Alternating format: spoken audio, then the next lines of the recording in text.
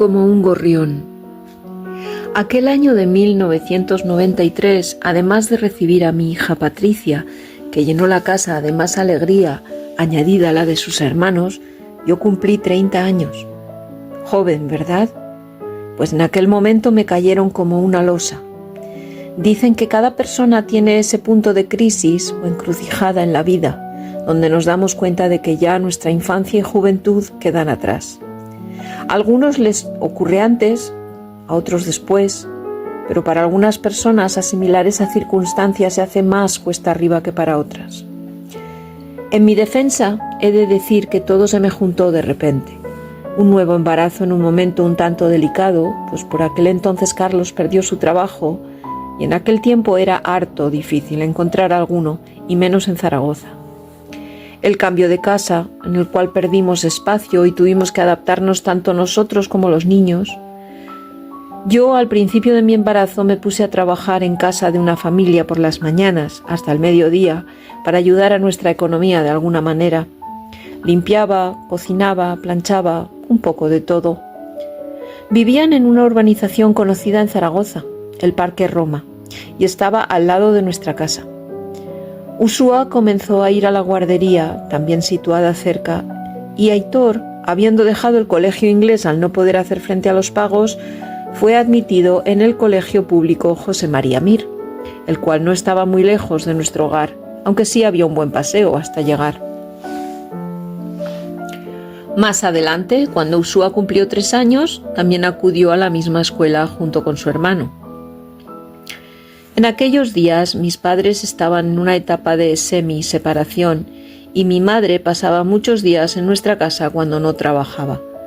Era mucho mejor que estar en su domicilio con mi padre en constante estado de embriaguez y aplicando la ley del silencio cuando no creando un disgusto. Mi madre nos ayudó mucho cuando las cosas se pusieron económicamente difíciles, comprando comida, cosas que los niños necesitaban y acompañándonos. En mayo de aquel año nació mi sobrino Javier y mi cuñada volvió a trabajar tan solo un mes después del parto. Yo me encontraba en el 5º mes de embarazo y como en ese punto ya no podía trabajar limpiando, acepté cuidar de mi sobrino hasta que naciera Patricia. A veces era divertido ver las caras de la gente que se cruzaba conmigo cuando salíamos a pasear o a comprar con el niño en su cochecito, con un par de meses, y yo ya muy embarazada. Las cuentas no le salían, y yo no podía por menos que reírme. Final, y curiosamente, la tarde del 31 de agosto del 93, festividad de San Ramón Nonato, patrón de las parturientas, comenzaron las contracciones que ayudarían a mi niña Patricia a entrar en esta vida. Así, a la 1 de la madrugada del día 1 de septiembre, llegó nuestro Patito, como le llamaríamos en la familia y como después de 32 años seguimos apodándola. Patricia era una niña muy vivaracha, llena de energía y muy divertida, y todavía lo es. Es un espíritu libre, siempre me lo ha parecido. Cada vez que oigo una famosa canción del cantautor Joan Manuel Serrat que se titula Como un gorrión, se me llenan los ojos de lágrimas, pues la describe a la perfección, al menos desde mi punto de vista. Es menuda como un soplo y tiene el pelo marrón, y un aire entre tierno y triste como un gorrión. Le gusta andar por las ramas, ir de balcón en balcón, sin que nadie le eche mano, como un gorrión. Nació libre como el viento, no tiene amo ni patrón, y se mueve por instinto, como un gorrión. Pajarillo errante que bebe el agua de los estanques y de mi mano jamás comió. Y no le vende al alpiste su color ni su canción. Por ahí busca su lechuga como un gorrión. Y le da pena el canario, pero no envidia a un halcón. Le gusta volar bajito como un gorrión. Y tutearse con las nubes y dormir en el rincón donde no llegan los gatos como un gorrión. Por aquel entonces yo pensaba que Patricia era mi último milagro en cuanto a dones del cielo en forma de hijo se trataba. ¡Qué equivocada estaba! Dios aún tenía un último as en la manga en ese sentido. un nuevo y último milagro que vendría años más tarde, desafiando mi edad, los cambios en mi cuerpo y muchas cosas más. Lo conoceréis en un futuro próximo en otro capítulo. En aquella casa, en el barrio de Delicias, vivimos muchas cosas desde el nacimiento de Patricia. La bautizamos en la sencilla parroquia de la Almudena, que se encuentra en una calle cercana a la que nosotros residíamos. Sus padrinos fueron un matrimonio muy amigo nuestro que provenía de nuestra experiencia en encuentro matrimonial, Manuel y Lourdes. También en aquella parroquia, Aitor hizo su primera comunión y gracias a sus clases de catequesis yo conocí a la madre de otro niño en su grupo, la cual se convertiría en mi mejor amiga para siempre. Su nombre era y es Amelia. Conectamos rápidamente, compartíamos los mismos pensamientos y sentimientos hacia ciertos aspectos de la vida, de creencias y de vivencias. Los padres de Amelia eran personas maravillosas y cariñosas que me abrieron las puertas de su casa en la cual también residía mi amiga junto a sus 2 hijos, pues estaba separada, Sergio y Alberto. Las experiencias matrimoniales de mi amiga no fueron agradables, pero le dejaron 2 hijos maravillosos.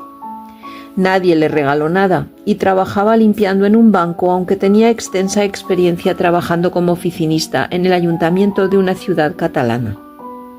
Pero desgraciadamente por aquel entonces el trabajo en España, ya para mujeres que pasaban la treintena y con cargas familiares, se había convertido en misión casi imposible. Aunque la persona tuviera experiencia demostrada en cualquier área y sobre todo necesidad de trabajar.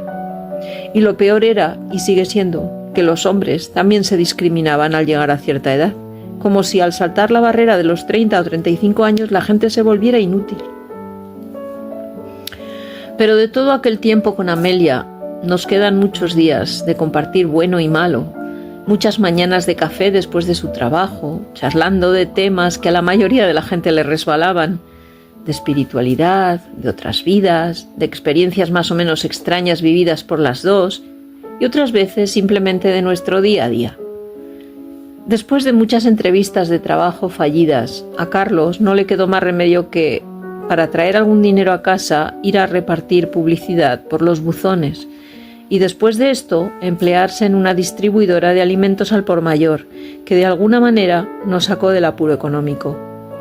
Fueron momentos muy duros en los que a veces no podíamos pagar la factura del teléfono y nos la cortaban, o en la nevera no teníamos más que salchichas de Frankfurt y unos petit suisse para los niños. Aunque mi madre seguía ayudándonos, principalmente en el tema alimenticio. Aún así, el buen Dios nunca nos dejó desamparados. A veces actuó a través de magníficas personas, como nuestra psicóloga por aquel entonces, que además de ofrecernos sesiones sin cobrar, nos mandó una preciosa y valiosa cesta de Navidad, cuando ni siquiera sabíamos cómo íbamos a celebrar las fiestas. Su nombre era Rosa Serrate, y así, entre problemas, alegrías, sonrisas y lágrimas, llegaríamos al año 1995, que traería, entre otras cosas, una gran tristeza, y cerraría otra puerta de mi pasado que nunca más se volvería a abrir, como muchas otras, al llevarse para siempre a mi abuelo materno, Francisco, un día de mayo.